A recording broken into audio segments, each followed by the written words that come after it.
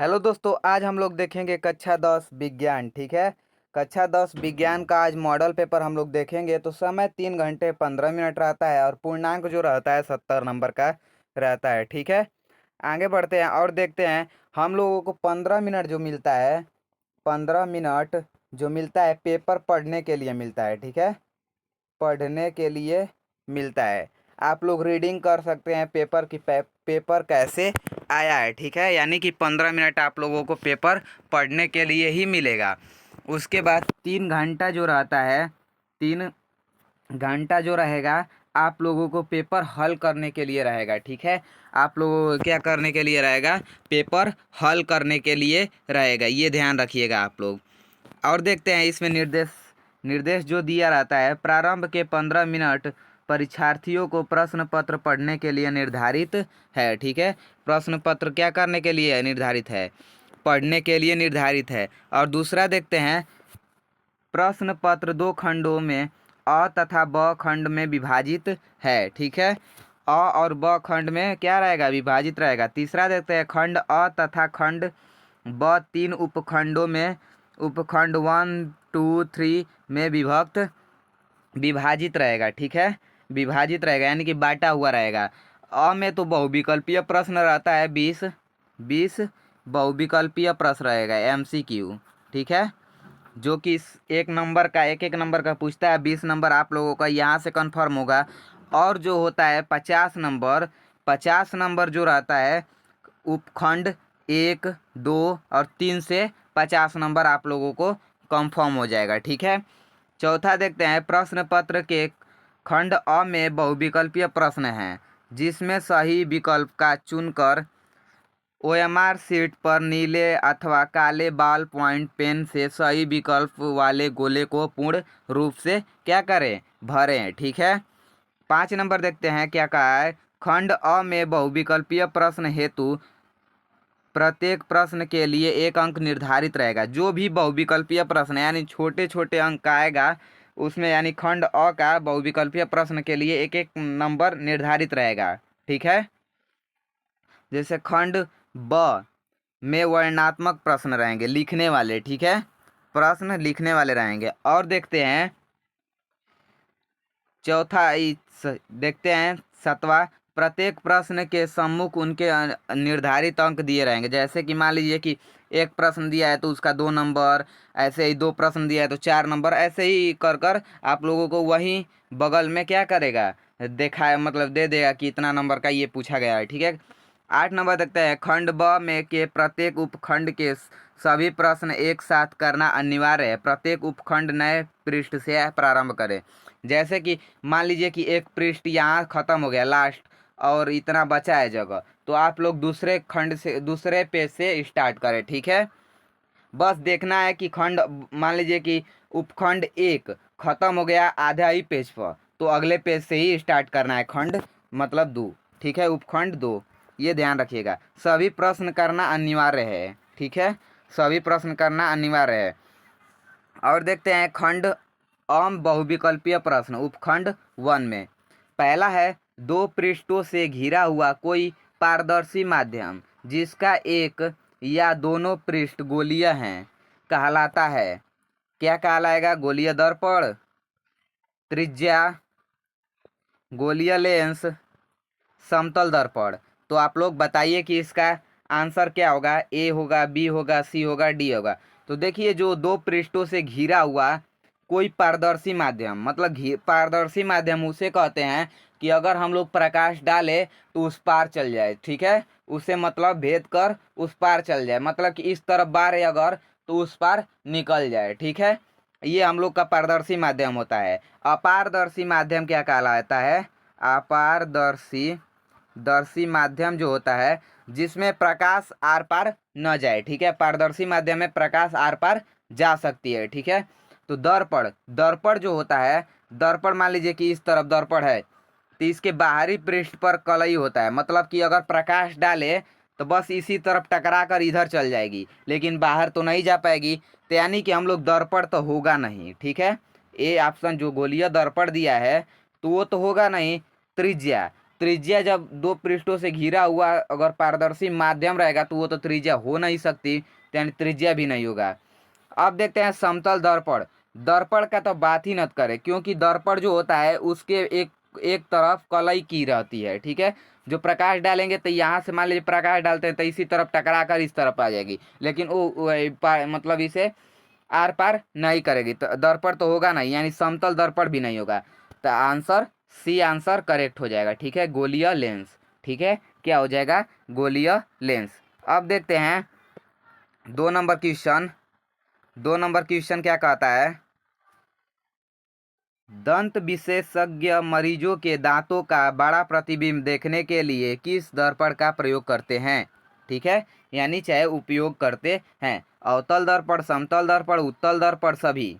ठीक है, दंत विशेषज्ञ मरीज के दांतों का बड़ा प्रतिबिंब देखने के लिए, तो बड़ा प्रतिबिंब जब देखने के लिए अगर दंत करेंगे तो अवतल दर्पण भी बड़ा प्रतिबिंब बनता है, समतल दर्पण भी बड़ा प्रतिबिंब बनाता है, और उत्तल दर्पण भी क्या करता है, बड़ा प्रतिबिंब ही बनाता है। ठीक है, तो यानी सभी हो जाएगा। ठीक है, क्या हो जाएगा, सभी हो जाएगा, ये ध्यान रखिएगा आप लोग। दंत विशेषज्ञ मरीज के दांतों का बड़ा प्रतिबिंब देखने के लिए किस दर्पण का प्रयोग करते हैं। ठीक है, आगे बढ़ते हैं 3 नंबर। किसी उत्तल लेंस के सामने 2f और अनंत के बीच कोई बिंब वस्तु रखा गया है तो इसका प्रतिबिंब बनेगा वास्तविक उल्टा और छोटा, वास्तविक उल्टा और बड़ा, आभासीय उल्टा और बड़ा, आभासीय सीधा और बड़ा। तो देखिए उत्तल लेंस के 2f पर रखा गया है। ठीक है, तो हम लोगों का बी ऑप्शन करेक्ट हो जाएगा, वास्तविक उल्टा और क्या बनेगा, बड़ा बनेगा। ठीक है, आगे बढ़ते हैं 4 नंबर देखते हैं। मानव नेत्र अभिनेत्र लेंस की फोकस दूरी को समायोजित करके विभिन्न दूरियों पर रखी वस्तु को फोकसित करता है, ऐसा हो पाना कारण है जरा दृष्टि दूरदृष्टि दोष, समंजन क्षमता, या निकट दृष्टि दोष, या दीर्घ दृष्टि दोष। तो हम लोग का हो जाएगा समंजन क्षमता। ठीक है, बी ऑप्शन करेक्ट हो जाएगा, समंजन क्षमता। अब देखते हैं यहाँ दिया है कॉलम ए में दी गई राशियों का सम्मेलन, कॉलम बी में दिए गए एसआई मात्रकों से एक सही विकल्प चुनिए। ठीक है, विद्युत विभवांतर, तो ये देखिए दिया है, विद्युत धारा दिया है, विद्युत शक्ति दिया है, प्रतिरोध दिया है, एम्पियर, वाट, ओम, वोल्ट। ठीक है, तो देखते हैं हम लोग का विद्युत विभवांतर का क्या हो जाएगा, वोल्ट। ठीक है, विभवांतर का क्या होता है, वोल्ट होता है। ठीक है, और विद्युत धारा का एम्पियर हो जाएगा। ठीक है, विद्युत धारा का क्या होता है, एम्पियर होता है। और प्रतिरोध का मात्रक हो जाएगा ओम। ठीक है, प्रतिरोध का मात्रक क्या हो जाएगा, ओम। विद्युत शक्ति का मात्रक होता है वाट। तो देख लीजिए पहला का चौथा, तो पहला का चौथा इसमें भी है, और दूसरा का पहला, दूसरा का पहला, तो ये तो ए ऑप्शन तो होगा नहीं, बी ऑप्शन भी नहीं होगा, सी ऑप्शन भी नहीं होगा, यानी कि डी ऑप्शन हम लोगों का करेक्ट हो जाएगा। ठीक है, डी ऑप्शन क्या होगा, हम लोग का करेक्ट हो जाएगा। 6 नंबर देखते हैं। दो चालक तार जिनके पदार्थ लंबाई तथा व्यास समान है। ठीक है, पदार्थ लंबाई समान और व्यास समान है। ठीक है, किसी विद्युत परिपथ में पहले श्रेणी क्रम में और फिर पार्श्व क्रम में संयोजित किया जाता है तो श्रेणी क्रम तथा पार्श्व क्रम संयोजित में उत्पन्न ऊष्माओं का अनुपात क्या होगा। ठीक है, 1:2 होगा, 2:1 होगा, 1:4 होगा, 4:1 होगा। तो पहले ये देखिए श्रेणी क्रम, पार्श्व क्रम, पार्श्व क्रम मतलब समांतर क्रम। ठीक है, समांतर क्रम। ठीक है, पार्श्व क्रम मतलब क्या होता है, समांतर क्रम।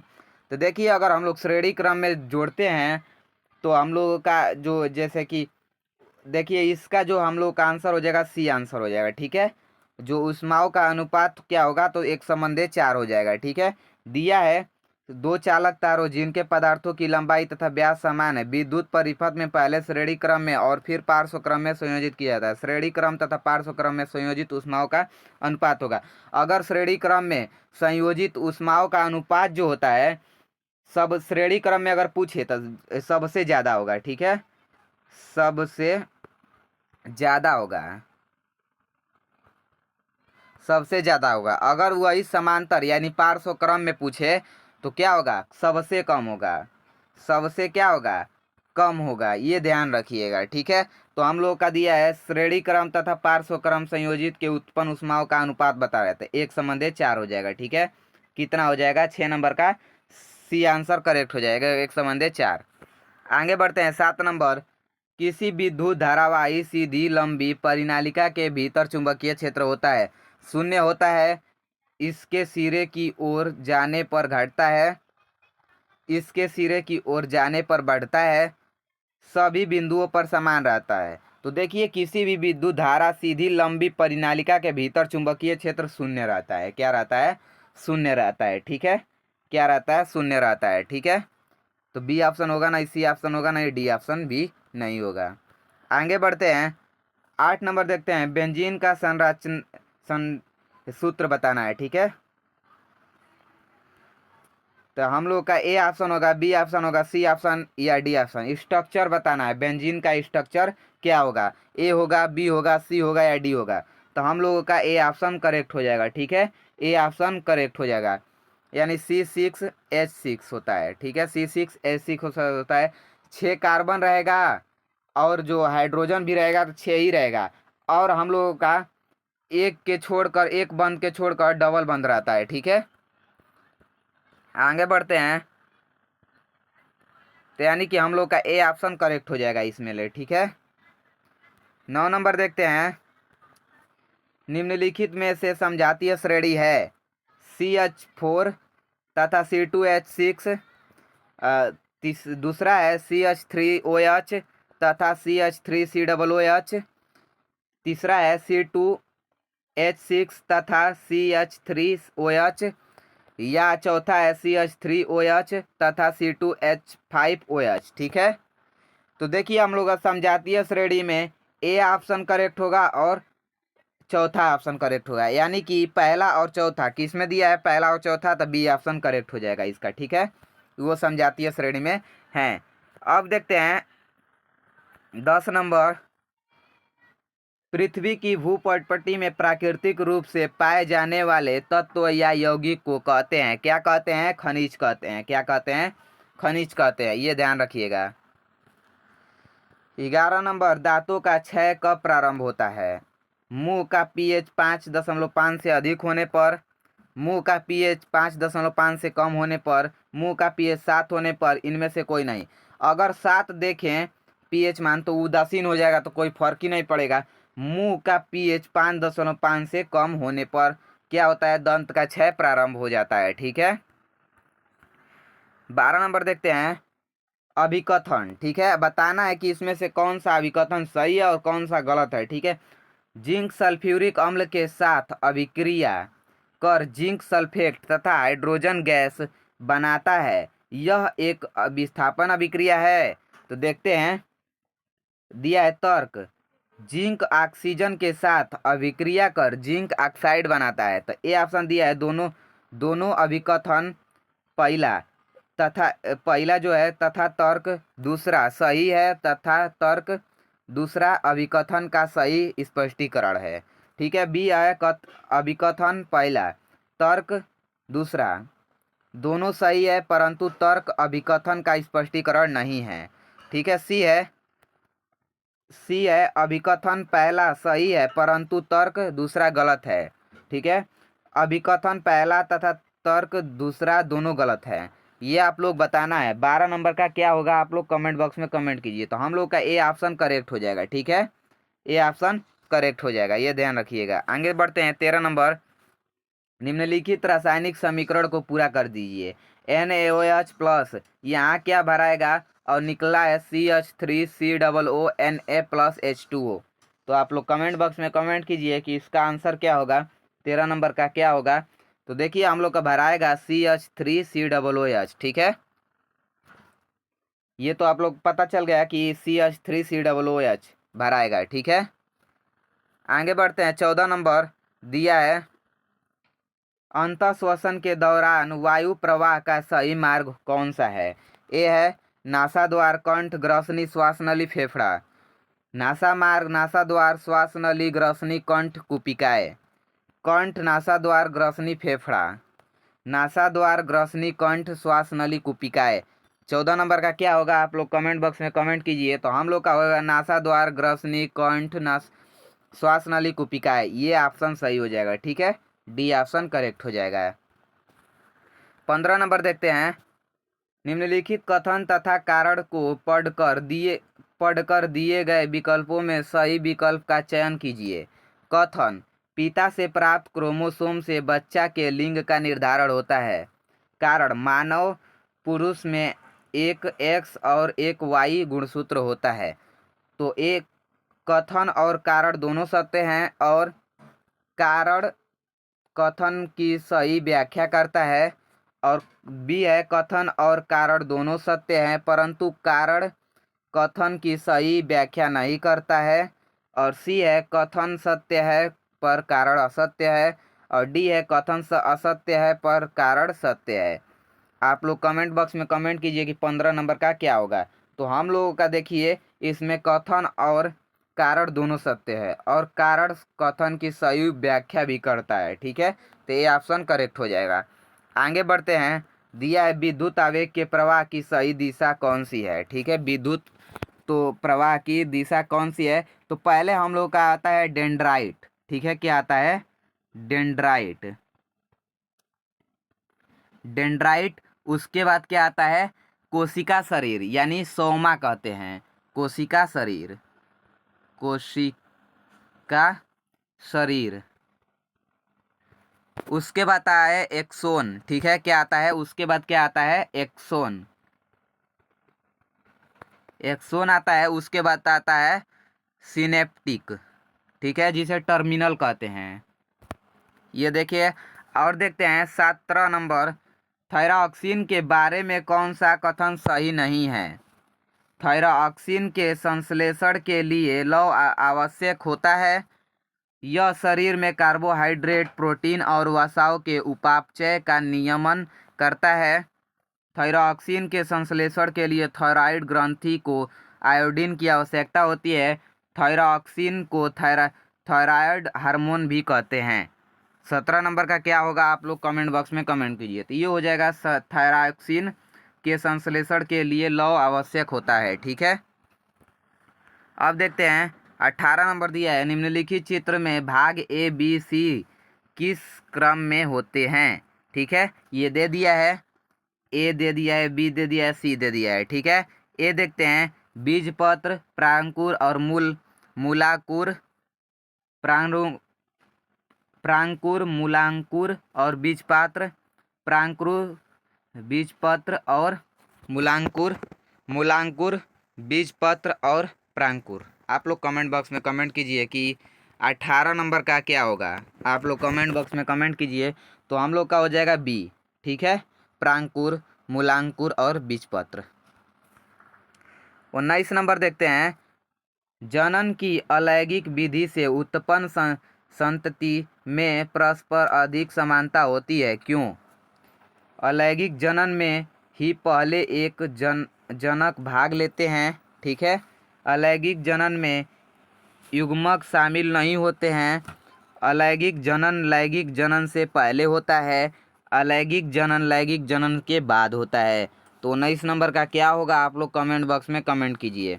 तो पहला और तीसरा दोनों हो जाएगा, पहला और तीसरा दोनों हो जाएगा, यानी कि बी ऑप्शन करेक्ट हो जाएगा, पहला और तीसरा दोनों हो जाएगा। आगे बढ़ते हैं, 20 नंबर देख लेते हैं। एक आहार श्रृंखला में तीसरे पोषीय स्तर पर हमेशा कौन सा रहता है, मांसाहारी प्राणी, शाकाहारी प्राणी, उपघटक, उत्पादक। तो पहले पाते हैं क्या, उत्पादक, यानी कि हरे पौधे आ जाएंगे, उसके बाद आएंगे खरगोश, ऐसे वैसे जो मांस नहीं खाते हैं। उसके बाद तीसरे स्तर पर जो आते हैं मांसाहारी प्राणी आते हैं, क्या आते हैं, मांसाहारी प्राणी आते हैं। अब देखते हैं, यहाँ से खंड ब वर्णनात्मक प्रश्न स्टार्ट होता है, ठीक है। उपखंड पहला में पहला है, दृष्टि दोष किसे कहते हैं, यह कितने प्रकार के होते हैं। तो दृष्टि दोष किसे कहते हैं, अगर दृष्टि दोष किसी को हुआ रहेगा तो कोई वस्तु उसे स्पष्ट दिखाई नहीं देती है। हम ये कह सकते हैं कि दृष्टि दोष किसी व्यक्ति जो दूर की वस्तु या ना निकट की वस्तु को स्पष्ट नहीं देख पाता है, उसे दृष्टि, उसके आंख में क्या हुआ है, दृष्टि दोष हुआ है, ठीक है। यह कितने प्रकार के होते हैं, आप लोग कमेंट बॉक्स में कर दीजिए, ठीक है। दूरदृष्टि दोष होता है, जारा दृष्टि दोष होता है, दूरदर्शिता दृष्टि दोष होता है, ठीक है, ऐसे, ठीक है। वर्धनांतरा होता है, ऐसे ही, ठीक है। आप लोग कर लीजिएगा। हमें आकाश में इंद्रधनुष केवल वर्षा के पश्चात ही क्यों दिखाई देता है, ठीक है। हमें आकाश में इंद्रधनुष केवल वर्षा के पश्चात ही क्यों दिखाई देता है, ये भी प्रश्न पूछा गया है। ये दो प्रश्न पूछा गया है जो दो दो नंबर का है, ठीक है। तो देखिए, हम जब आकाश में जो वर्षा होती है तो वर्षा के कुछ कण जो होते हैं बारिश के बंद होने के पश्चात आकाश में ही रुके रहते हैं, ठीक है। आकाश में क्या रहते हैं, रुके रहते हैं। तो हम लोगों का होता है क्या, जब भी प्रकाश, सूर्य की प्रकाश आएगा तो वो जो मतलब पानी के बूंदों से टकराएगा तो वो 7 प्रकार के रंग में बढ़ जाता है, ठीक है। क्या होता है, 7 प्रकार के रंग में बढ़ जाता है। इसीलिए इंद्रधनुष का क्या होता है, दिखाई देने लगता है, यानी इंद्रधनुष का छवि बन जाता है, ठीक है। प्रश्न नंबर दूसरा देखते हैं, उत्तल लेंस को अभिसारी लेंस क्यों कहा जाता है, ठीक है। उत्तल लेंस को अभिसारी लेंस क्यों कहा जाता है। अवतल दर्पण तथा उत्तल दर्पण के उपयोग लिखिए, ठीक है। आप लोग देखिए, उत्तल दर्पण का उपयोग कैसे होता है, गाड़ी के जो साइड मिरर लगते हैं उसमें होता है अवतल दर्पण का। ऐसे ही आप लोगों को उत्तल दर्पण तथा अवतल दर्पण का उपयोग लिख लेना है, ठीक है। आगे बढ़ते हैं। दिया है, किसी 4 ओम प्रतिरोध से प्रति सेकेंड 100 जूल ऊष्मा उत्पन्न हो रही है, प्रतिरोध के सिरों पर विभवांतर ज्ञात कीजिए, ठीक है।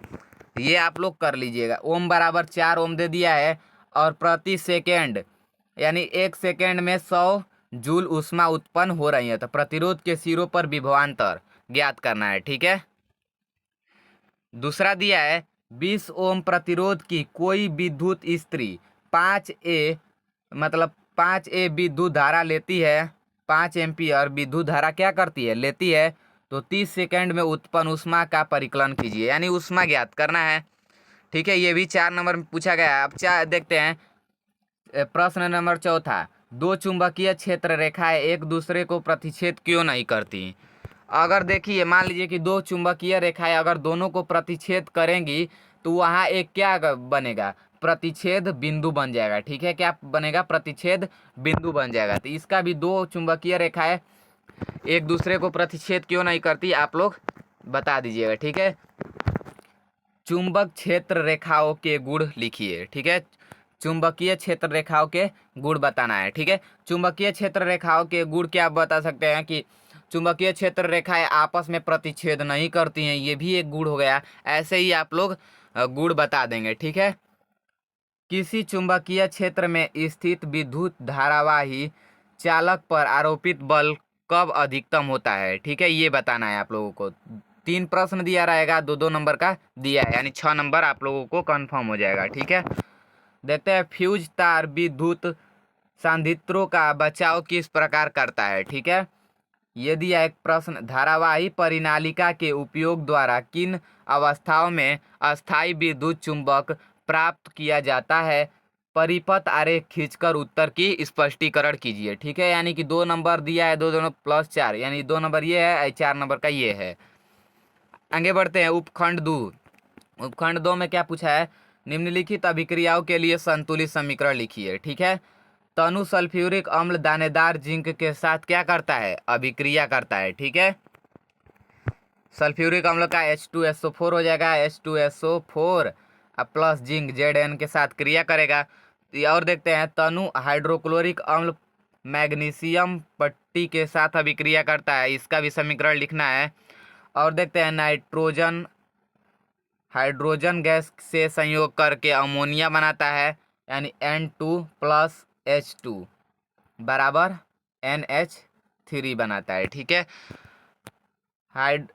हाइड्रोजन सल्फाइड गैस का वायु में दहन होने पर जल एवं सल्फर डाइऑक्साइड बनता है, ठीक है। आगे बढ़ते हैं, 6 नंबर देख लेते हैं, जो 4 नंबर का प्रश्न पूछा गया है।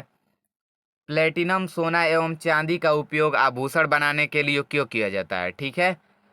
निष्कर्षण प्रक्रम में कार्बोनेट एवं सल्फाइड अयस्क को ऑक्साइड में परिवर्तित किया जाता है, किस विधि से किया जाता है, ये आप लोगों को लिखना है।